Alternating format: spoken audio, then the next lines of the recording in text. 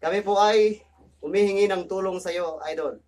Kami po ay delivery driver at helper sa kumpanya ng Birian Tracking Service and Logistics. Marami po kaming kasamahan na hindi nakasali sa video sa kadahilan ng pandemic ngayon. Kami po ay magrereklamo sa aming kumpanya sa kadahilang una-una po, Idol. Hindi po kami binibigyang ng 13-month pay ngayong taon. Illegal, pangalawa po, illegal charges. Kinakatasan po kami na hindi namin alam kung para saan.